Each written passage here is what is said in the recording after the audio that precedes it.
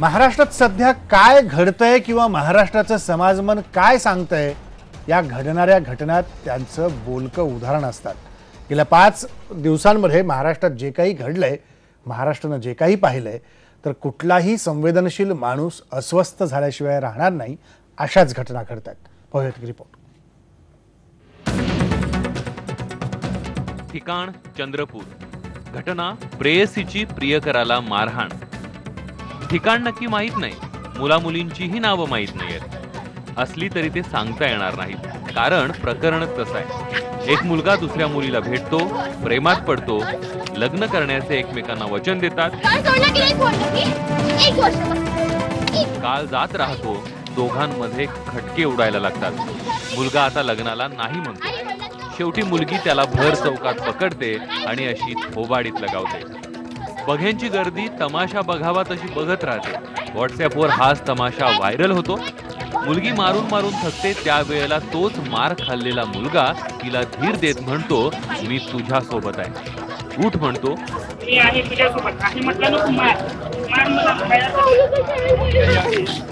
तमाशाच्या वगाचा हा शेवट गोड होतोय असं वाटतं, वास्तव मात्र भयानक असणार। ठिकाण वाकड। घटना एकतर्फी प्रेमातून हल्ला। यवतमाळच्या वणीचे आमदार संजीव रेड्डी बोतकुरवार यांची मुलगी अश्विनी वाकडमध्ये सिंहगडची विद्यार्थिनी। तिच्याच कॉलेजमध्ये असलेल्या राजेश बक्षीनं तिच्यावर धारधार सत्तुरानं हल्ला केला। इथंही प्रेमाचा अँगल आहे, पण तो एकतर्फी प्रेमाचा।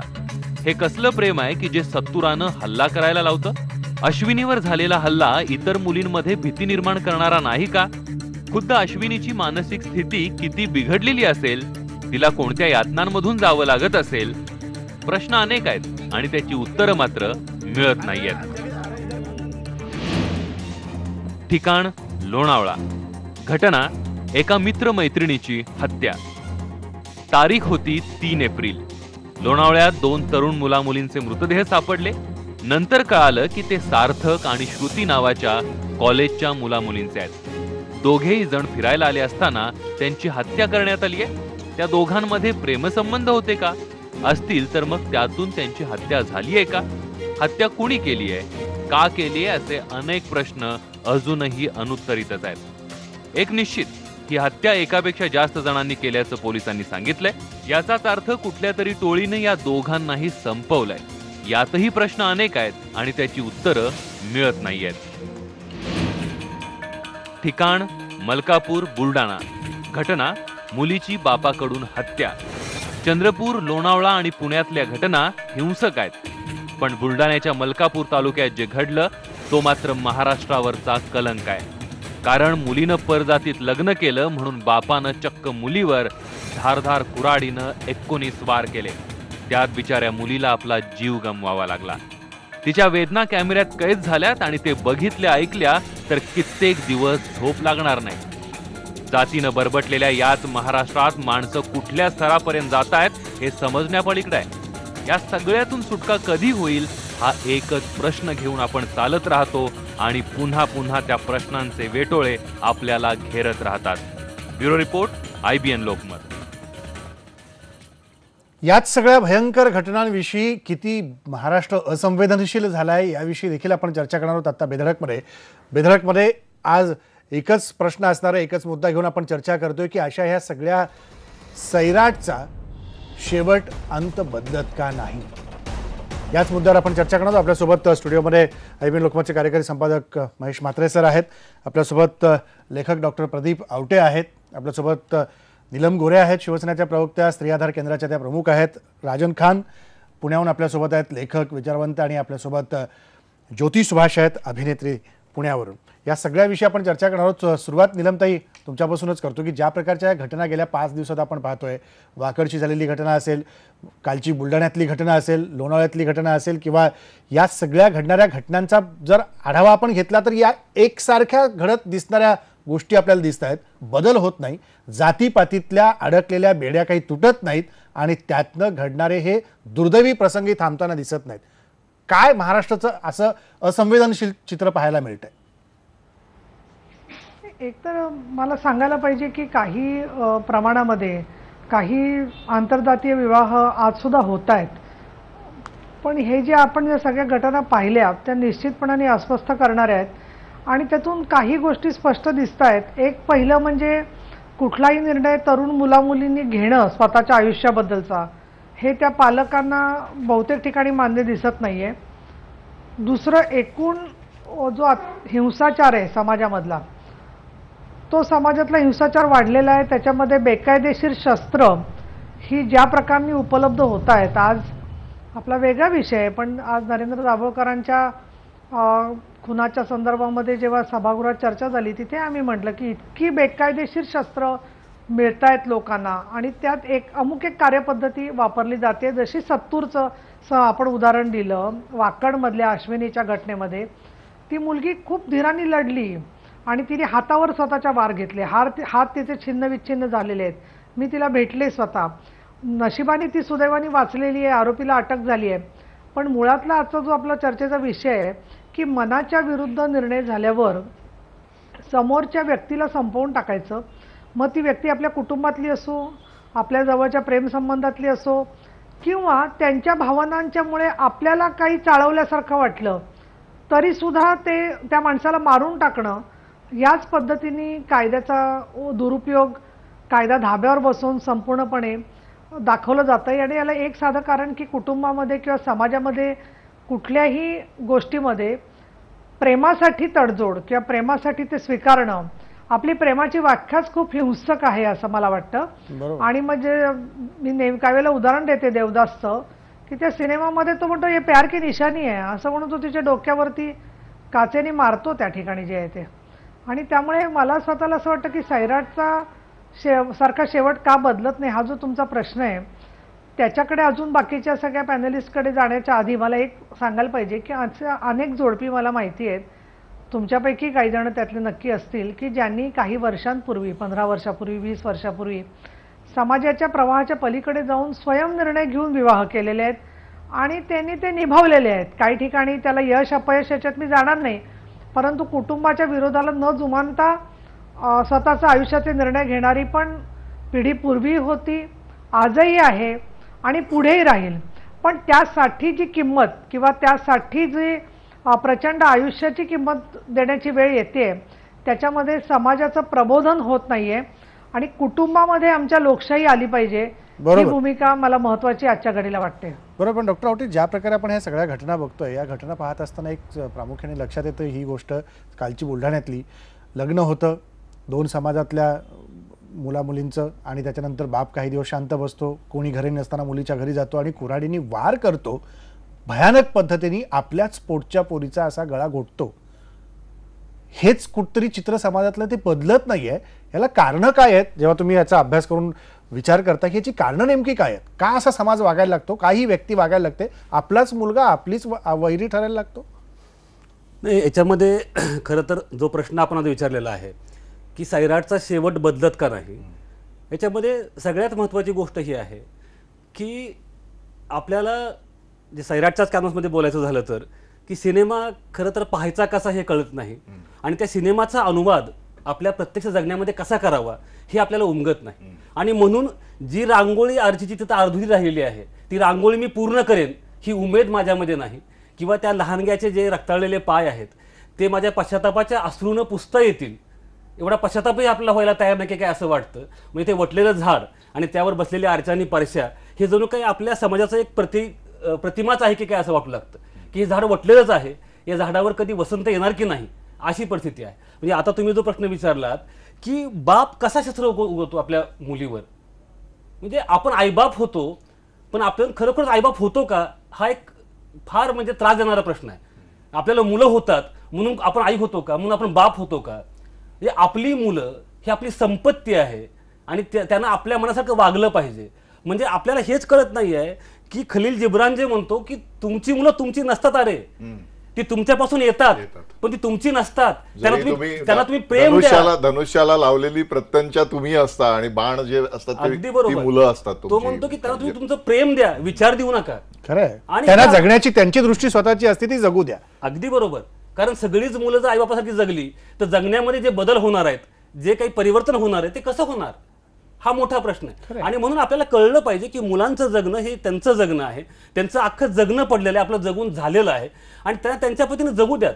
म्हणजे प्रत्येक वेळी मी जो रस्ता दाखवतो आहे तोच योग्य आहे. म्हणजे आपण पाहतो आहोत की जी लग्न आईबापाने जमवून केलेली असतात त्याच्यामध्ये किती प्रमाणे अपयशाचं, बरोबर, त्याच्यामध्ये किती वेळा हुंडाबळी आपण पाहतो, त्याच्यातून किती वेळा मुलगी मार खाऊन घरी परत येते. परंतु हे सगळं आपण विसरतो आणि केवळ माझ्या मनाविरुद्ध तू वागतेस म्हणून आपण त्या मुलाला किंवा मुलीला मारतो. ही काय रीती आहे? म्हणजे आपण खरोखरच आई आणि बाप म्हणून घ्यायला नालायक आहोत अशी आजची परिस्थिती आहे. अगदी खरं आहे महेश सर. नाही, एकूणच राजेंद्र, आता आपण ज्या 4 घटना दाखवल्या आणि त्या प्रत्येक घटनेचा आपण वेगळ्या पद्धतीने अन्वयार्थ लावू शकतो, पण त्या सगळ्याचा आपण जर लसावी काढायचा ठरवला तर एक गोष्ट आहे ती म्हणजे आम्ही सगळेजण, आमचा समाज हिंसक बनत चाललेला आहे. बरं, हे हिंसकपण जी आहे ही वृत्ती आहे, ही तर म्हणजे बेसिक इन्स्टिंक्ट आपले जे आहेत माणसाचे त्यापैकी आहे. त्यामुळे हिंस्त्रपणा हा काही समाजाचा काही अविभाज्य घटकच आहे असं आपण सगळेजण मानतो. परंतु ज्यावेळेस कायद्याने आम्ही वागायला लागतो, आम्ही संस्काराने वागायला लागतो, तेव्हा हा माणसातला हिंस्त्रपणा कमी व्हावा यासाठी प्रयत्न केले जातात. पण आज ज्या पद्धतीने प्रियकर प्रेयसी यांच्यामधले तणाव असतील, नवरा बायकोमधले तणाव असतील, कुटुंबामधले तणाव असतील, म्हणजे आपण याच्यामध्ये पहिली जी घटना दाखवली ती प्रियकर आणि प्रेयसी यांच्या हाणामारीशी संबंधित आहे. याच्यामध्ये आपण अनेक अशा घटना पाहतोय. आत्महत्यांचं प्रमाण ज्या वेगाने वाढत चाललेलं आहे, खुनी हल्ले करण्याचं प्रमाण म्हणजे हिंदी चित्रपटाचा किंवा चित्रपटाचा माध्यमाचा, कारण आपण विषयच घेतलेला आहे सैराटचा शेवट बदलेल का, तर याच्यात अनेक वर्षांपासून या गोष्टी आपल्याला सिनेमासारख्या माध्यमातून वेगळ्या पद्धतीने लोकांवर संस्कार करताना दिसतात. ते म्हणजे तुम मुझे न चाहो तो कोई बात नहीं, पर किसी और को चाहोगी तो मुश्किल होगी. हे जे दरडावणं आहे ना, हे जे थेट तिला आव्हान करणं आहे, हे पुरुषी मानसिकतेचं प्रतीक आहे. आणि आता ज्या कुटुंबामध्ये वेगळ्या जातीमध्ये लग्न केला म्हणून जेव्हा वडील हत्या करतात, त्या मुलीची खांडोळी करतात, 20-20 घाव आपल्या पोटच्या लेकीवर घालतात, यामधून एक गोष्ट जाणवायला लागते की आम्ही आमच्या ज्या काही भ्रामक कल्पना आहेत, जातीय अहंकार आहेत, त्याच्यासाठी कुठल्याही टप्प्यावर जायला तयार आहोत, कुठल्याही आम्ही थराला जायला तयार आहोत. आणि त्या सगळ्या आपल्या भ्रामक अहंकारातून, भ्रामक समजुतीतून आम्ही आपल्या कौटुंबिक ज्या सगळ्या ढाचा आहे तो ढाचा तोडलेला आहे. आज ज्या पद्धतीने आता निलमताई आणि आवटेजींनी सांगितलं की कुटुंबामधला जो तणाव आहे हा तणाव प्रचंड वेगाने वाढत चाललेला आहे. आणि याला एकीकडे हा तणाव वाढतोय आणि दुसरीकडेच आपला अवघा समाज संक्रमणावस्थेमध्ये आहे. म्हणजे एकीकडे परंपरा आहे आणि दुसरीकडे नव्या तंत्रज्ञानाने आणि आधुनिक ज्ञानाने लोकांना आणि विशेषतः स्त्रियांना नवं आत्मभान येऊ लागलेलं आहे. या सगळ्या याच्यामध्ये आम्हाला मूळ जी आपली भूमिका आहे ती समजून घ्यायची आता खऱ्या अर्थाने गरज आहे. त्यामुळे ती जोवर आमच्या समाजातले जे विचार करणारे लोक आहेत ते जोवर या विषयावर मोकळेपणाने बोलणार नाहीत किंवा चर्चा घडवून आणणार नाही, तोवर राजेंद्र याच्यावर आपल्याला सोल्युशन्स किंवा यावर उपाययोजना सुचणार नाहीत असं. अगदी खरं आहे. पण ज्या पद्धतीने आपण बघतोय ज्योती सुभाष की अनेक चित्रपटांमधून तुम्ही अभिनय केला, अशा प्रकारचे विषय हाताळलेत, एक सामाजिक प्रबोधन करण्याचा प्रयत्न चित्रपट नेहमीच करतो. जसं सैराटचं उदाहरण आता डॉक्टर आवटेंनी दिलं. सैराटच्या त्या शेवटच्या मुलगा जेव्हा रक्ताच्या थारोळ्यातनं पावलं टाकत जातो तर त्याची ती पावलं आपण पश्चातापाच्या अश्रूंनी पुसणार की नाही, हा पश्चाताप समाज करून घ्यायलाच तयार नाहीये. पण अजूनही त्या जोखडामध्ये जगायला त्याची इच्छाशक्ती तयार करते, त्याच्या मनाची तयारी होते की त्याच जोखडामध्ये जगायचं आहे, पण पश्चाताप मात्र आपल्याला होऊ द्यायचं नाही. ही कुठली मानसिकता आहे असं म्हणायचं? नाही, बरोबर आहे. सैराटचा शेवट बदलणार की नाही हा एक प्रश्न घेऊन आपण आज प्रेक्षकांसमोर आलो आहोत. आणि चित्रपट माध्यमातून बरेचदा प्रयत्न केले जातात समाजापर्यंत एक चांगला विचार, एक माणुसकीचा, मानवतेचा विचार पोहोचवण्याचे, परंतु ते दरवेळेलाच त्या थरांपर्यंत पोचतात असं मला वाटत नाही.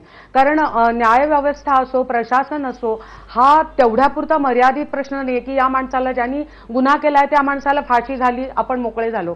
असं म्हणून चालण्यासारखं नाहीये. तुमच्यासारखी प्रसार माध्यमं सुद्धा हे विषय वारंवार उठवत असतात, तरी सुद्धा समाजात का फरक पडत नाही, हा खरा म्हणजे खूप गंभीर आणि फार अस्वस्थ करणारा प्रश्न मला वाटतो. कारण मगाशी आपण म्हणालो की खूप शस्त्रास्त्र खूप आता प्रगत झालेली आहेत, त्याचप्रमाणे आपल्या हातामध्ये मोबाईल आलाय, वेगवेगळे त्याच्यातून काही वेगवेगळ्या गोष्टी आपल्या हातात येऊन पोचलेल्या आहेत आणि त्याचं सगळं एक वारं मनामध्ये तयार झालंय. त्यामुळे आपला सतसत विवेकबुद्धी कुठे थांबलेली आहे काय, असंही एक वाटतं आहे तरुण मुलांच्या बाबतीत.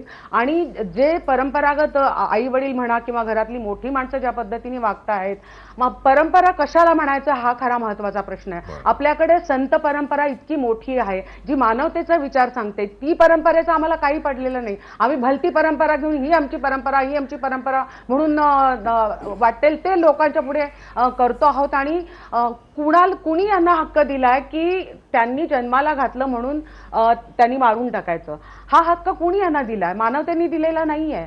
आणि हे जे सगळे प्रकार होत आहेत याच्यामध्ये कुठेतरी समाजाला आता प्रशिक्षित वेगळ्या प्रकारे करण्याची वेळ आलेली आहे की काय असं मला वाटतं. कारण प्रसार माध्यम, चित्रपट, नाटक ह्याच्या कुठल्याही ह्याच्यामधनं लोक बघतात आणि ज्यांना शेवटी जे करायचे तेच ते करतात.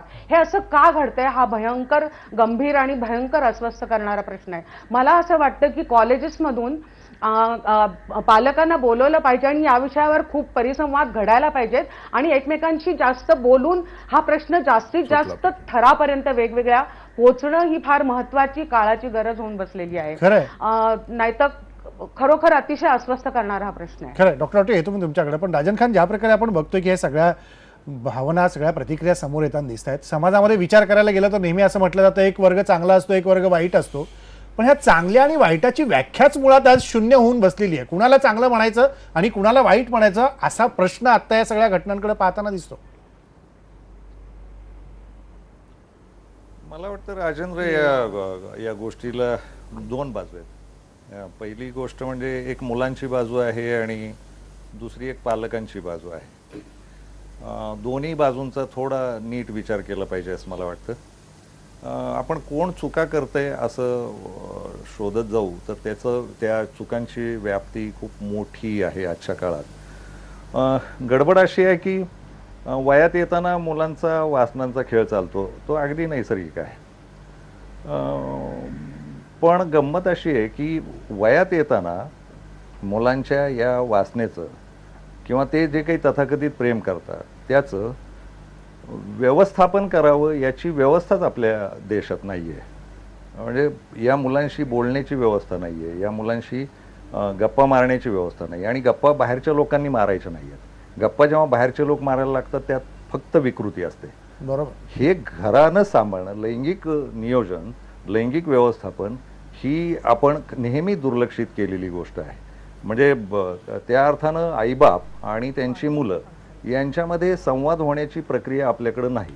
परंपरा कशी आहे तर मुलं वयात येताना पूर्णपणे एकटी पडलेली असतात, आईबाप दुसऱ्याच बाजूला असतात.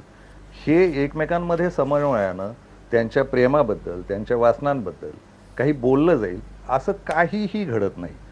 आणि दुसरी बाजू आईबापांची आहे की 80 नंतर आपल्या देशात प्रचंड जातवाद आणि धर्मवाद वाढला. म्हणजे समाजानं तो वाढवला, राजकारण्यांनी तो वाढवला.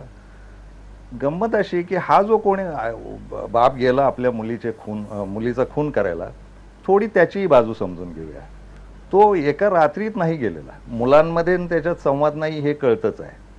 पण तो जाताना ज्या त्वेषानं आणि ज्या अस्मितेनं आणि ज्या अभिमानानं गेला, त्या अभिमानाचं मूळ कशात आहे तर तो या समाजात आपली मुलगी जातीबाहेर किंवा धर्माबाहेर लग्न करणार असेल तर बाहेरचा समाज ज्या पद्धतीचा जातीचा आणि धर्माचा त्याच्यावर दबाव आणतो आणि तोही तिथं एकटा पडतो. म्हणजे वयात येताना मुलं मानसिकतेनं अनाथ होतात ही खरीच गोष्ट आहे, पण जात आणि धर्मामध्ये आपल्या मुलांनी काही जाती धर्माबाहेर केलं तर तो आईबापही एकटे पडतात, अनाथ पडतात.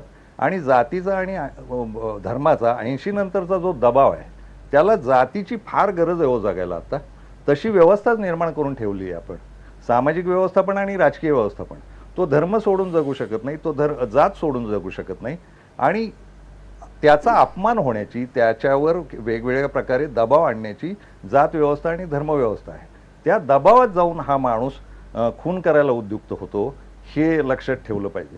फक्त एकच आहे की आजपर्यंत जेवढे खून झालेत ना या ऑनर किलिंग या शब्दात, किंवा लक्षात घ्या की याच्यात फक्त मुलीवर जास्तीत जास्ती प्रमाणात राग काढला गेला किंवा स्त्रीवर जास्तीत जास्ती प्रमाणात राग काढला गेला असं दिसतं.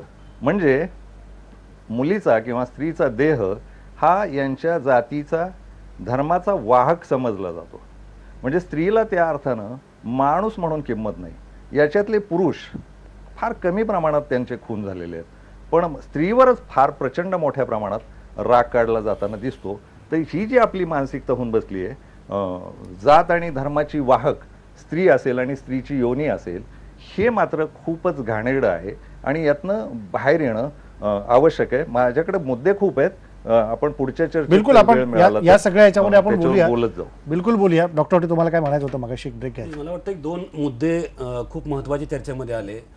ज्योतिताईंनी परंपरेचा मुद्दा मांडला.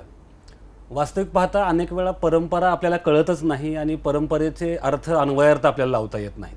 म्हणजे आपल्याकडं जर पाहिलं तर स्वयंवराची पद्धत असणारा आपला समाज आहे. स्वयंवर याचा अर्थ स्वतः वर निवडणे. आणि आपली सावित्रीची जी कथा आहे, ज्याच्या भोवती आपल्या बायका वडाभोवती फेऱ्या मारतात, त्या सावित्रीनं आपल्यावर स्वतः निवडला. तो अल्पायुषी आहे हे माहीत असताना देखील तिनं वडिलांच्या विरोधाला न जुमानता त्याच्याशी लग्न केलं, ही गोष्ट आहे. त्याच्यामुळे परंपरा पौराणिक काळापासून आलेली गोष्ट आहे. पौराणिक काळापासून आली ती आपण मानत. रुक्मिणीची सुद्धा गोष्ट तशीच आहे. रुक्मिणीने आपला वर आपण स्वतः निवडलं. तिने दूताकरवी त्याला पत्र पाठवलं श्रीकृष्णाला आणि श्रीकृष्णाने येऊन मग तिला विदर्भातून तो घेऊन गेला. म्हणजे तिने सुद्धा तो निर्णय स्वतःच घेतलेला आहे ना याच्यामध्ये.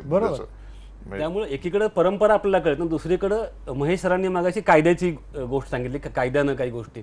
वास्तविक पाहता बालविवाह प्रतिबंधक कायदा आपल्याकडे झाला आणि आपण सज्ञानं मुलांचं लग्न व्हावं असं आपण मानतो.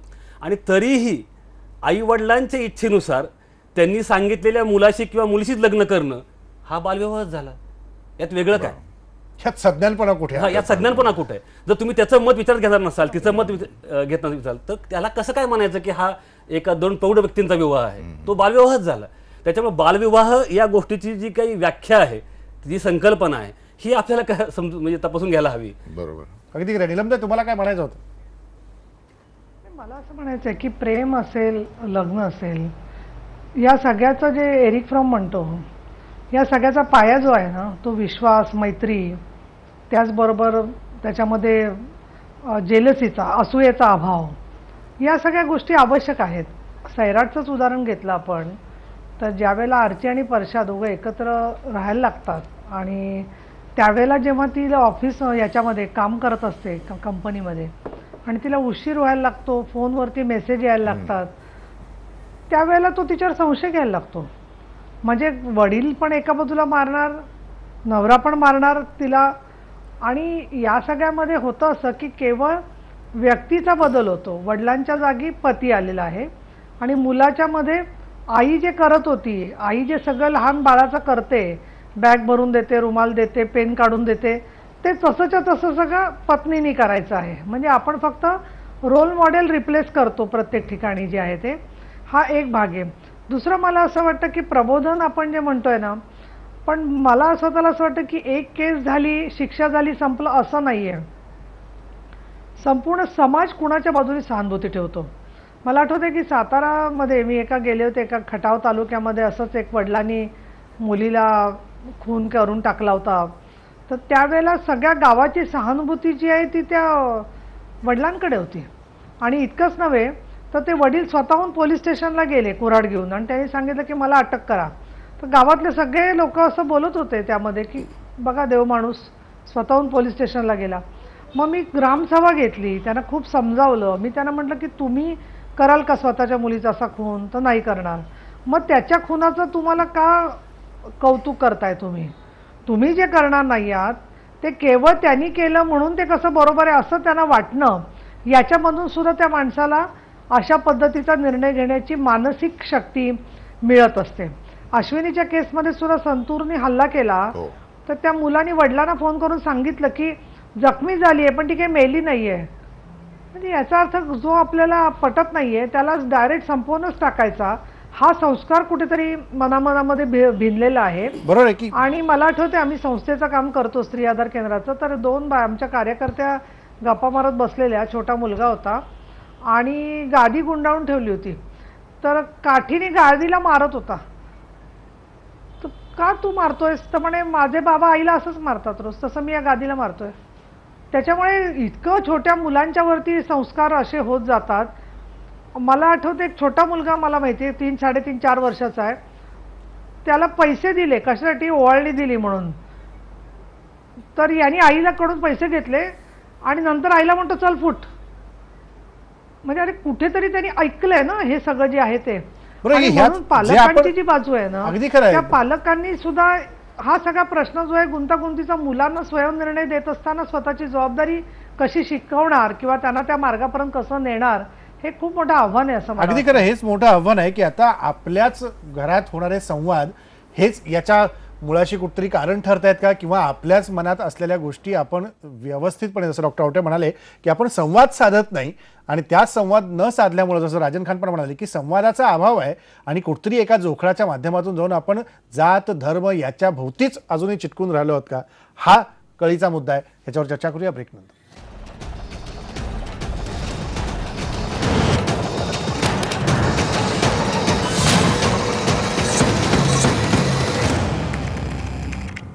ब्रेकनंतर पुन्हा एकदा स्वागत. आपण चर्चा करतो या सगळ्या सैराटचा अंत कधी होणार या संदर्भात.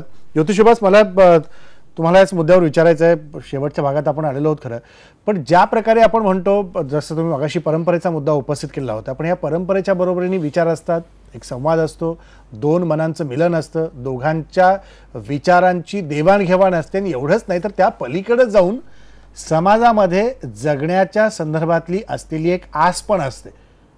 याचा कसा साकल्याने विचार केला पाहिजे जेव्हा आपण समाजामध्ये वावरायला लागतो?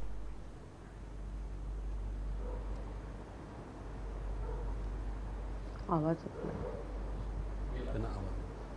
ज्योतिताई, आवाज येतोय माझा? हा, आता यायला लागला. हॅलो. हा, तोच मुद्दा मला विचारायचा होता की समाजामध्ये जेव्हा आपण, तुम्ही मगाशी परंपरेचा मुद्दा काढला, परंपरेच्या बरोबरीने पुढे जाऊन समाजात आपल्याला जगायचं असेल तर 2 मनांचा विचार पण आपल्याला अपेक्षित आहे. आणि हे असताना समाजात जगण्याचं भान देखील आपल्याला राहिलं पाहिजे. या गोष्टीचा विचार आपण कसा केला पाहिजे, कुठल्या दृष्टीने केला पाहिजे? मला तुमचा प्रश्न नीट ऐकू आला नाही, पण मला जे काही बोलावं असं वाटतंय ते मी बोलते. की हा प्रश्न सामाजिक किंवा समाजशास्त्रीय दृष्टिकोनातून फक्त सुटण्याजोगा नाहीये, तर त्याचं मानसशास्त्रीय पण एक पैलू आहे आणि त्याच्याकडे पण एक समाज म्हणून, एक जबाबदार समाज म्हणून आपण मुद्दाम लक्ष दिलं पाहिजे आणि खूप गांभीर्यानं लक्ष दिलं पाहिजे असं मला वाटतं. मगाशी जो मी एक मुद्दा मांडला की पालक, शिक्षक आणि तारुण्यात पदार्पण करणारे मुलं मुली यांचं एकत्र येणं जर वेगवेगळ्या स्तरांवर वाढत गेलं तर कदाचित आपल्याला या गोष्टीचा फायदा होऊ शकेल. आणि पुन्हा संपूर्ण सगळे वक्ते म्हणतात त्याचप्रमाणे बाईचं जे स्थान आहे कुटुंबामध्ये, समाजामध्ये, त्याचा पण फार गंभीरपणे विचार करायला पाहिजे. जसं नीलमताईंनी पण सांगितलं मगाशी, तसं मला एक सांगावंसं वाटतं की घरामध्ये सासूला आपला अधिकार आणि आपला इगो हे करण्यासाठी सुनेवर छळ होणं ही फार महत्वाची भाग वाटत असतो. म्हणजे पुरुष ज्याप्रमाणे अन्याय अत्याचार करत असतात त्याप्रमाणे स्त्रियाही करत असतात. त्यामुळे हा सगळा एक याचं मानसिकता काय, या मानसिकतेचा अभ्यास करणं गरजेचं आहे. आपल्या मेंदूची पण रचना समजून घेणं आवश्यक आहे, तरच आपण असल्या समस्यांना जास्त सुशिक्षितपणे सामोरं जाऊ शकू असं मला वाटतं. कारण नॉन जजमेंटल व्हायचं म्हणजे काय, ओपन राहायचं म्हणजे काय, या सगळ्या मेंदूमध्ये होणाऱ्या केमिकल्सच्या संदर्भात सुद्धा विचार करून आपल्याला स्वतःवर ताबा ठेवता येणं शक्य असतं. तर हे सगळे विचार, आधुनिक जी शास्त्र आहेत त्याचे जे ते पॉझिटिव्ह आपल्याला मिळालेल्या गोष्टी आहेत त्यांचा आपण जास्तीत जास्त उपयोग करून या प्रश्नाच्या सगळ्या गांभीर्याच्या ह्याच्यातून, या अवस्थेतून कसे बाहेर पडू याचा विचार आपल्याला करायला पाहिजे असं मला वाटतं. या संदर्भात बोलताना मला जनाबाईचा एक अभंग इथे तेवढा त्यातलं एक ओळ सांगावीशी वाटते की ती म्हणते की विठ्या विठ्या विठ्या मूळ मायेच्या कारट्या, तुझे गेले मडे तुला पाहुनी काळ रडे. माझ्या वेळी कुठे गेला जनी म्हणे विठ्ठल मेला. आता ह्याच्यामध्ये हे सगळं म्हणण्याचं धारिष्ट्य आणि एक आपापसातली समज त्या समाजामध्ये होती की काय, जी आपण आता हरवून बसलो आहोत की अगदी काय. खरं आहे. आणि मूळ मायेचा कारटा म्हणजे कोण, तर एकमेकांबद्दल माया वाटण्याचं जे एक अँबियन्स असतो, जे एक वातावरण असतं, ते आपण हरवलं आहे की काय या नव्या जगामध्ये, याचाही आपण विचार करायला पाहिजे खरंय. असं मला वाटतं. नाही, मला जनाबाईंबद्दल ज्योतिताईंनी सांगितलं म्हणून मला त्या मुद्द्याला धरून पुढे जावं असं वाटतं की संत जनाबाई 13व्या शतकातला तो काळ आहे आणि 13व्या शतकामध्ये जनाबाई आपल्या एका अभंगात म्हणतात की स्त्री जन्मा आले म्हणून न व्हावे उदास. आपल्या अवतीभोवतीच्या स्त्रियांना, सख्यांना त्या आवर्जून सांगतात की तुम्ही स्त्रीच्या जन्माला आलात म्हणून तुम्ही उदास होऊ नका. तर ही त्यावेळेसची परिस्थिती होती. आणि आत्ताची परिस्थिती जर आपण बघितली तर ज्यांच्या कुटुंबामध्ये अशा प्रकारचे तणाव आहेत त्या मुलींमध्ये विशेषतः करून महिलांमध्ये हे उदास पण जे भरून राहिलेलं आहे हे कुठेतरी थांबलं पाहिजे. कारण आम्ही खूप मोठ्या प्रमाणात आमच्या परंपरेचा, आमच्या ज्या परंपरेने चालत आलेल्या किंवा काही प्रतिमांचा आम्ही सातत्याने विचार करत असतो, त्याचा गौरवाने उल्लेख करत असतो. परंतु आमची सद्यस्थिती जी आहे ही सद्यस्थिती अशी का निर्माण झालेली आहे याकडे बघत नाही. आपण सगळेजण जाणतो की 1961 नंतरच्या जनगणनेमध्ये आपल्याला विशेषतः महाराष्ट्रामध्ये स्त्रियांचं प्रमाण किंवा मुलींचं प्रमाण कमी होत जाताना दिसलं. म्हणजे एकीकडे आम्ही स्वतंत्र झालेलो होतो, संयुक्त महाराष्ट्र सुद्धा झालेला होता, परंतु वस्तुस्थितीमध्ये समाजातील मुलींचं प्रमाण कमी होताना आपल्याला दिसलं. आजची परिस्थिती चिंताजनक आहे. आज हरियाणा असेल, राजस्थान असेल, यासारख्या राज्यांमध्ये तिथे मुलांच्या तुलनेमध्ये मुलींचं प्रमाण इतकं लक्षणीयदृष्ट्या कमी झालेलं आहे की तिथल्या विवाह ही मोठी समस्या तिथे बनून राहिलेली आहे. म्हणजे एकीकडे आमच्या दैनंदिन जीवनामधल्या समस्या वाढता आहेत, आमच्या जीवनामध्ये जे प्रश्न नव्याने निर्माण होत आहेत त्याच्याकडे आम्ही विचार करत नाही आहोत. म्हणजे आपण जरा मागे गेलो तर 1889 मध्ये पहिल्यांदा जेव्हा रदो कर्वे यांनी या विषयावर चर्चा सुरू केली, त्यांनी संतती नियमन हा पहिल्यांदा शब्द वापरला, पहिल्यांदा सेक्स एज्युकेशन हा शब्द वापरला. हे सगळं आमच्याकडे परंपरेने आलं. आमच्याकडे पहिल्यांदा महात्मा फुले आणि सावित्रीबाई फुले यांच्या माध्यमातून शिक्षणाची ज्योत पेटली गेली. परंतु आम्हाला ह्या ज्या सगळ्या गोष्टी मिळालेल्या होत्या त्या गोष्टींचं काय केलेलं आहे. आज एकीकडे जग मोठ्या प्रमाणात व्यक्ती स्वातंत्र्याच्या गोष्टी करत आहे, जगामध्ये मोठ्या प्रमाणात विशेषतः स्त्रियांना मोकळेपण दिलं जात आहे आणि आम्ही या सगळ्या नव्याने विकासाच्या वाटा समोर असताना आम्ही मात्र परंपरेच्या जुन्या ज्या काळोखी वाटा आहेत त्याच्याकडे जाताना दिसतो. हे किती दिवस अजून चालणार आहे याचा विचार साकल्याने झाला पाहिजे. वारंवार मी सांगतो की फक्त हा प्रश्न एका घटनेपुरता मर्यादित नाही तर समाजाच्या मानसिकतेशी संबंधित असल्यामुळे त्याचा तसा विचार झाला पाहिजे. राजू अगदी खरं आहे की एका गोष्टीपुरता हा मर्यादित विषय नाही, पण त्याही पलीकडे जाऊन आपण समाजाला एक वेगळा दृष्टिकोन दिला पाहिजे आपल्या जगण्यातनं, वागण्यातनं, पण ते वाईट वृत्तीतून नाही, वाईट कृतीतून नाही. डॉक्टर आवटे, हाच खरा कळीचा मुद्दा आहे की या सगळ्या याच्यातलं प्रेम व्यक्त करणं हा गुन्हा आहे, प्रेम करणं हा देखील गुन्हा आहे. प्रेम करत असताना एकतर्फी प्रेम झालं म्हणून समोरच्याचा जीव घ्यायला जातो, इथपर्यंत आपली वृत्ती धाडसी बनत चालली आहे. समाजाचं आपल्याला काही उरलेलं नाही. त्यामुळे समाज कुणाला म्हणायचं, प्रेम व्यक्त करणं कशाला म्हणायचं आणि ह्या भावना सांभाळणं कशाला म्हणायचं? तुमच्या प्रश्नाकडे जाण्यापूर्वी ज्योतिताईंनी जनाबाईंचा उल्लेख केला आणि म्हणून आणि त्याबरोबरच आपण मगापासून चर्चा करतो आहोत की या सगळ्याच्या मुळाशी बाईचं जे स्थान आहे समाजामधलं किंवा घरामधलं आणि ते कमी दर्जाचं असणं याचा खूप मोठा भाग आहे. जनाबाईंची अजून एक ओळ आहे की डोईचा पदर आला खांद्यावर, भरल्या बाजारीत जाईन मी. म्हणजे आजच्या कुठल्याही मॉडर्न मुलीसारखी ही त्या 500-600 वर्षापूर्वीची बाई ती सहजतेनं बोलून जाते की भरल्या बाजारी जाईन मी, माझा पदर डोईवरनं खांद्यावर घसरलेला आहे. हे जे मॉडर्न आउटलुक आहे हे अत्यंत महत्त्वाचं आहे. एकीकडे आपण पाहतो आहोत की भारतासारख्या देशामध्ये जवळपास दरवर्षी 1000 ऑनर किलिंग होतात. त्याला ऑनर म्हणणं हा सुद्धा खरं म्हणजे अत्यंत चुकीचा शब्द आहे, पण तरीही आपण म्हणूयात. हे सगळं होत असताना जो प्रश्न तुम्ही आत्ता विचारलात, पण तरीही प्रेम व्यक्त कसं करायचं, प्रेम म्हणजे काय, तुम्हाला मी सांगतो की गेले वर्षभर एका कॉलमच्या निमित्तानं मी 2.5 अक्षरांची गोष्ट नावाचा एक कॉलम लिहिला वर्षभर. आणि कबीर जे म्हणाला की पोती पडपड जगमुआ पंडित भयानकोय दाही आकर प्रेम दाही आकर प्रेम का पडे सो पंडित होय. तो मुद्दा घेऊन मी अशा काही वेगळ्या जोडप्यांना भेटलो की ज्यांनी जात धर्म आणि बाकी सगळ्या भिंती बांध तोडून प्रेम केलं आणि लग्न केलं, एकत्र राहिले आणि ते यशस्वी करून दाखवलं. आणि मला सांगायला इथं आनंद वाटेल की या सगळ्या गोष्टी घडत असताना, एकीकडे बुलढाणा आहे किंवा सऱ्याडसारख्या अशा असंख्य गोष्टी घडत असताना खूप मंडळी अशी आहेत की या सगळ्यावर मात करून आपलं प्रेम व्यक्त करतायत चांगल्या पद्धतीनं. म्हणजे उस्मानाबादचा श्रीकेसन काळे आणि त्याची अपंग असलेली अश्विनी, त्याची बायको, आई वडिलांचं समाजाचं दडपण न घेता ते लग्न केलं, आज खूप चांगल्या पद्धतीनं पुण्यामध्ये राहत आहेत. किंवा नाशिक आणि जळगावचे प्रशांत आणि समीना, आंतरधर्मीय लग्न, आज प्रशांत पुण्यामध्ये इंजिनिअरची नोकरी करतोय. अशी असंख्य. आणि सगळ्यात महत्त्वाची गोष्ट म्हणजे ज्या मुलीच्या चेहऱ्यावर ॲसिड फेकलं कुणीतरी, त्या मुलीशी लग्न करणारा आलोक दीक्षित सारखा मुलगा. आणि ही मंडळी हे सगळं जे आहे ते पेलतायत. मला असं वाटतं की आजच्या तरुणाईसमोरची, आजच्या समाजापुढची ही आयडॉल्स आहेत आणि ही मुलं वेगवेगळ्या पद्धतीनं आपण समाजासमोर मांडली पाहिजेत. ते वेगवेगळ्या पद्धतीनं, जसं आत्ता ज्योतिताई म्हणाल्या की कॉलेजमध्ये ही मुलं आली पाहिजे, त्यांनी बोललं पाहिजे मुलांशी, आपल्या पालकांशी बोललं पाहिजे. म्हणजे त्यांना कळेल की ह्या सगळ्या ज्या भिंती आहेत त्या किती तकलादू आहेत आणि केवळ खरा तो एकच धर्म जगाला प्रेम अर्पावे, हे जे साने गुरुजी म्हणाले ते किती खरं आहे हे आपल्याला कळेल. अगदी खरं आहे की या पद्धतीने गेलं पाहिजे. पण नीलमताई, जसं तुम्ही मगाशी खटाव तालुक्यातलं उदाहरण दिलं, तिथे गेलात, ग्रामसभेत त्या लोकांना समजावून सांगण्याचा प्रयत्न केलात.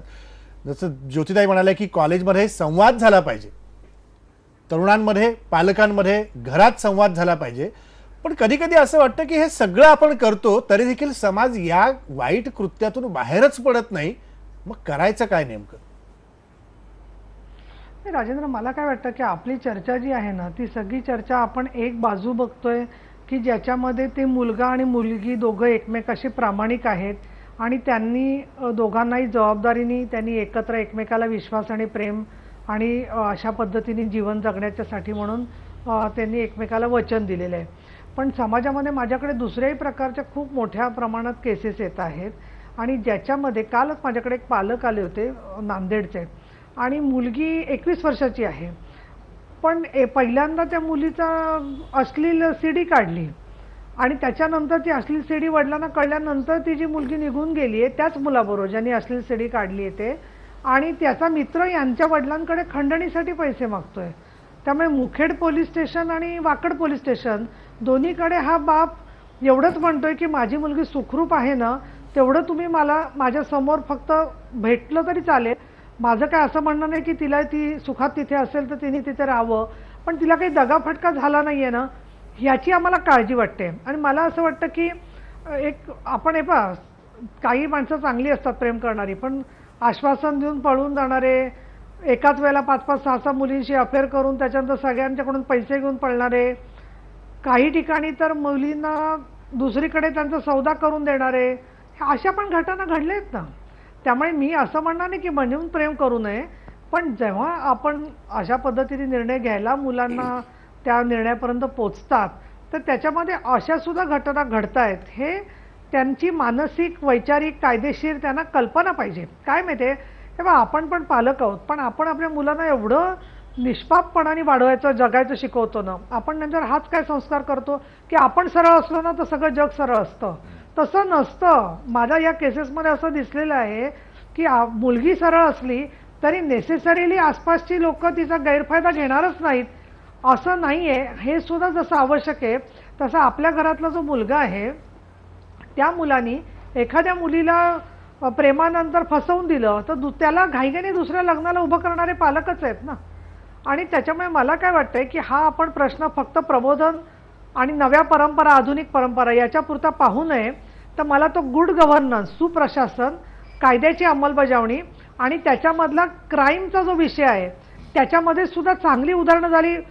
फटाफट शिक्षा व्हायला लागल्या चुकीचं करणाऱ्या लोकांना, अल्पवयीन मुलींना धंद्याला लावणारे लोक आहेत, अशा काही घटना जर का समोर आल्या तर त्याच्यात तेवढी शिक्षा झालेली दिसली तर आपोआप समाजातली जागृती पण वाढेल. आज काय होतंय, सगळंच दडपलेलं आहे. डॉक्टर आवटे म्हणतात ते बरोबर आहे, कुठलीच चर्चा नाही आहे आणि अत्यंत दांभिकता की जे लोक बाहेर येऊन बोलतात की बाबा आम्हाला या बाबतीमध्ये प्रबोधन झालं पाहिजे, ते स्वतःच्या कुटुंबामध्ये पूर्ण विरुद्ध वागत आहेत.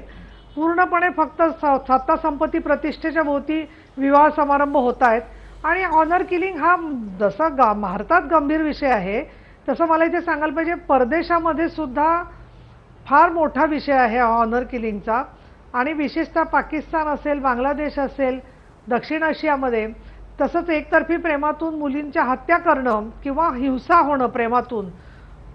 मला तर एक युकेमधली गोष्ट दिसली, मी खूप डिटेलमध्ये जात नाही, पण 15 वर्षाची मुलगी एका माणसाने 35-40 वर्षाच्या मुलाने लग्न केलं तिच्याशी माणसाने, पण नंतर तिच्या लक्षात आलं की शी वॉज हिज थर्ड वाईफ आणि मग तिने सगळी ती टेस्टिमनी दिली, त्याला अटक झाली आणि अशा टोळ्या आहेत काही भागामध्ये. तर मला घाबरायचं नाही कुणालाही, पण जशी एक प्रेमाची सुंदर बाजू आहे की ज्याच्यामध्ये जीव टाकणारे आर्ची परशे आहेत, तसं दुसरीकडे बाजारसारखी पण फिल्म आहे की ज्याच्यामध्ये बाजारच प्रेमाचा मांडलेला आहे. आणि म्हणून या सगळ्यामुळे पालक हतबल होतोय आणि त्याला असं वाटतं की आपली मुलगी तिचं आयुष्य नष्ट होण्यापेक्षा आपणच तिला मारून टाकलेलं बरं. ते चुकीचं आहे त्याचं वागणं, पण या सगळ्यामध्ये मुलीला आपण जे शिकवतो तेव्हा ती अशा पद्धतीने निर्णय करू शकते. हा मुलींवरती संस्कार आणि मुलांवरती जबाबदारी आणि स्त्रीची प्रतिष्ठा हा संस्कार याच्यामध्ये प्रचंड आपल्या समाजामध्ये दांभिकतेची दरी आहे असं मला वाटतं. अगदी खरं. ही दांभिकता जोपर्यंत संपणार नाही तोपर्यंत अशा घटनाही काही घडायच्या थांबणार नाहीत असंच सगळं हे पाहिल्यानंतर वाटतं. कारण एवढी चर्चा आपण करतो, कदाचित आजची ही चर्चा संपल्यानंतर अजूनही काही घटना घडताना दिसतीलही आपल्याला, याच्या बातम्याही आम्हाला द्याव्या लागतील. पण समाज सुधारणार कधी डॉक्टर, या सगळ्या संदर्भात तुम्ही सांगितलं, पण राजन खान, मात कशी करायची? कदाचित हा शब्दही तोकडा असेल, पण ह्याच्या पलीकडे जायचं कसं? मला वाटतं राजेंद्र, एक केलं पाहिजे, आपली कुटुंब व्यवस्था आहे ना ही तपासून घेतली पाहिजे एकदा आणि काही एक अभ्यास करून हिचा नव्या काळाच्या दृष्टीनं शांततेचं आणि सौख्याचं काय घडू शकेल या पद्धतीनं कार्यरत होणारे गट निर्माण करावे लागतील. मी माझ्या बाजूनं, मी अक्षरमानव नावाची संघटना चालवतो, आम्ही आमच्या बाजूनं ह्या कार्यशाळा घेतो. मला नेहमी वाटतं की आईबाप आणि मुलांच्या वयात येणारी जी मुलं आहेत यांच्या कार्यशाळा घेतल्या पाहिजेत आणि मुख्य मुद्दा त्याचा लैंगिकता हात ठेवला पाहिजे. प्रेम, वासना आणि लैंगिकता याच्यावर नुसत्या मुलांच्या कार्यशाळा घेऊन चालणार नाही. ते लैंगिक शिक्षणाचं जे शिक्षण व्यवस्थेतलं काम चालतं तेवढ्यावर थांबवून चालणार नाही. तर मुलं आणि आईबाप यांना एकत्र बसून त्यांच्या लैंगिक विषयाच्या कार्यशाळा घेतल्या पाहिजेत. ते आम्ही स्वतःही सुरू करतो आहोत, केलं आहे, म्हणजे खूप ठिकाणी आम्ही त्या पद्धतीचं बोलतो. कुटुंब व्यवस्थेत काय होणं गरजेचं आहे ते सांगतो. पहिली गोष्ट म्हणजे वयात येताना ना, ते मगाशी मी म्हणालो तसं की मुलं आणि आईबाप एकमेकांपासून सुटे होतात. तर या घरामध्ये ना गप्पांची भाषा असली पाहिजे, गप्पा झाल्या पाहिजेत एकमेकात. त्या गप्पा नाही होत. पहिली गोष्ट म्हणजे हा जो भांडवलशाही सगळा तंत्रज्ञानाचा खेळ उभा राहिला आहे, यात माणसं अधिकाधिक एकटी होत चाललेली आहेत. आता तर ते नेट आलं की टी व्हीवर काही कार्यक्रम असतील, पूर्वी तर लोक सगळे घर बसायचं समोर. या नेटनं आणि मोबाईलनं एवढी क्रांती केली की माणसं आणखी एकटी पडलीत. ह्या एकटेपणातनं माणसं बाहेर आणून कुटुंबात त्यांनी एकमेकांशी, आईबापांनी आणि मुलांनी एकमेकांशी गप्पा मारल्या पाहिजेत आणि जगातल्या कुठल्याही विषयावर. म्हणजे ते फक्त आपल्याकडे काय होतं, करिअर, शिक्षण आणि मुलीला कोंडून ठेवण्याचे विषय, एवढेच अर्धवट गप्पांचे विषय होतात आणि एकमेकांचं ऐकलं जात नाही. आपली कुटुंब ही कोर्ट सारखी झाली आहेत. म्हणजे फिर्यादी, आरोपी, गुन्हेगार, तो पुकारा करणारा, अशा पद्धतीची आपली कुटुंब व्यवस्था झाली आहे. ही मोकळी ढाकळी नाही आहे. आणि ते मागे जर आपण परंपरा वगैरे म्हणतोय, परंपरा चांगल्या सुखी कुटुंबाची पण आहे ना, म्हणजे नुसतीच जात आणि धर्माची नाही. मला वाटतं की ते गप्पांचं एक झालं पाहिजे. आणि दुसरा महत्त्वाचा मुद्दा सांगायचा आहे, मुलं आणि आईबाप यांच्यामध्ये ना वयात आल्यानंतर एक स्पर्शाची भाषा संपून जाते. मुलं आणि मुली आपल्या आईकडं आणि वडिलांकडं तेवढ्याच अधिकारानं, तेवढ्याच आत्मीयतेनं, मायेनं त्यांच्या बगलेत शिरतात आणि आईबापही मुलांना जवळ घेऊन किंवा आईबापही कधी कधी लहान होऊन मुलांच्या बगलेत शिरतात. असं एक चित्र दिसत नाही. आपल्याकडे एक परकेपणाची कुटुंब व्यवस्था आहे. दुसरं महत्त्वाचं सांगायचं म्हणजे ही जी जात आणि धर्माचा विळखा आहे ना, हा कमी केला पाहिजे. म्हणजे याला उत्तर एकच आहे. मी थोडंसं कधीच आयुष्यात टी व्हीवर खाजगी आयुष्याबद्दल बोललो नाही, पण आता विषय निघाला म्हणून सांगतो. मी माझ्या कुटुंबात लग्न आम्ही फार वेगळ्या प्रकारे केलं आणि ते काय, मी स्वतःच धर्म नावाच्या गोष्टीवर थुंकायच्या सुद्धा लायकीचे धर्म नसतात या मताचा मी आहे. पण मग आम्ही ते सगळं म्हणायचंच असेल तर खूपच आंतरधर्मीय लग्न झालं वगैरे. पण मुलं होताना आम्ही मुलांच्या दाखल्यांवर आणि त्यांना वाढवताना फक्त माणूस म्हणून वाढवलं. तर हे जे जात धर्म सगळे कायम तुमच्या मनावर ठसवले जातात आणि ते संस्कारांमध्येच आहेत. हे मला 2 मुलं आहेत. दोन्ही मुलं केवळ आता आणि वयातही आलीत. म्हणजे मी तर ठरवलं की त्यांच्याबरोबर त्यांची लग्न ठरवायला किंवा तुमच्या बाजूर भाषेत बोलायचं तर लाईनी मारायला सरळ उभं राहायचं आणि कशी काय म्हणूया आदर्श मुलगी निवडावी. म्हणजे त्या बाजूने एक होतं की वासनांच्या मध्ये फक्त कसा दिसेल ती स्त्री आणि दिसेल त्या पुरुषाबरोबर लग्न केलं जातं किंवा लैंगिकता अनुभवली जाते.